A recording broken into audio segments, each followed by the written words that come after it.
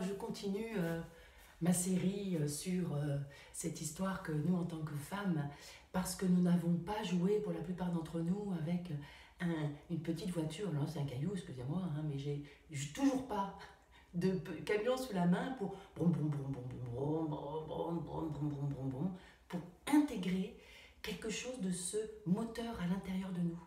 Et donc il y a, j'ai fait la première vidéo, le business est dans notre pantalon, deuxième vidéo, le leadership est dans notre pantalon, et je fais référence à mon expérience de navigatrice. Et la navigation, mais c'est aussi mon métier de sage-femme, pour moi c'est les deux mêmes choses, j'exerçais mon métier de sage-femme comme je navigue, c'est-à-dire que il y a la douceur et la puissance entremêlées. Quand on navigue, la plupart du temps, très souvent, et d'ailleurs c'est une nécessité, on part quand la météo est clémente et qu'il n'y a pas besoin de lutter contre les éléments. La navigation demande d'aller, enfin à voile en tout cas, mais au moteur aussi, parce que lutter au moteur quand une mer déchaînée, c'est quand même très difficile et ça peut être très dangereux. La navigation à la voile en particulier nous demande d'aller avec. Si le vent se lève, il faut baisser les voiles pour que le vent s'appuie sur une toile pas trop importante.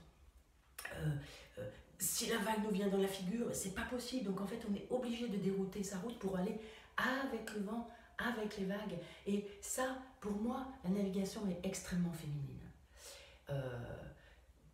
Très souvent, les femmes se découragent parce qu'en fait, elles font leur expérience en mer avec des hommes qui font tout en force, alors que la mer, comme par hasard en français, ça s'appelle la mer, nous demande d'aller avec. D'ailleurs, moi je trouve que la mer est amniotique et j'ai aussi des références par rapport à ça, mais ça nous demande d'aller avec. Par contre, la manœuvre au moteur, la manœuvre dans le port nous demande au contraire d'être dans quelque chose d'extrêmement ancré et vraiment dans notre base. Pour ce moteur, il est là dans notre base. Donc j'ai fait une vidéo sur un catamaran, il y a deux moteurs, et qu'en fait, pour bien comprendre ce qu'on fait, il suffit de sentir ce qu'on fait avec son corps pour que les manettes fonctionnent exactement avec le corps. Donc la navigation m'a appris à entremêler ce féminin et ce masculin. La navigation, là où c'est féminin, et c'est comme quand on est sage-femme, il y a un petit problème, il faut absolument le repérer tout de suite. Si on voit qu'il y a une corde, je vais l'appeler comme ça pour la faciliter la compréhension, coincée dans un taquet, c'est très important de le voir parce que si par hasard le vent se lève et que des conditions deviennent plus difficiles, cette petite corde coincée peut créer une catastrophe. Alors que si elle a été vue décoincée, ça va alléger complètement la condition, comme pour les accouchements.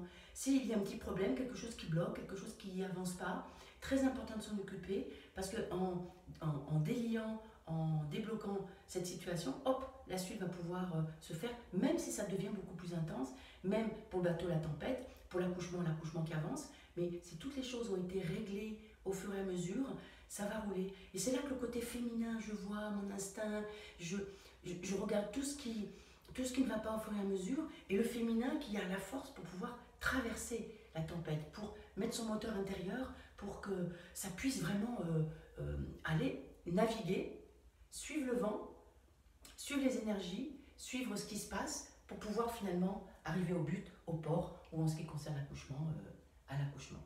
Voilà, Anne, femme, sage-femme, architecte du désir, guérisseuse de l'intime.